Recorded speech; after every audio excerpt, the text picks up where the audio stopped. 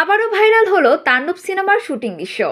সম্প্রতি রাজশাহীর প্রাকৃতিক সৌন্দর্যে মোড়ানো এক শান্ত গ্রামের পথে পুরনো মডেলের মোটরসাইকেল ঠেলছেন শাকিব খান, আর সামনে হেঁটে যাচ্ছেন সাবিলা নূর, মুখে অভিমানের ছাপ।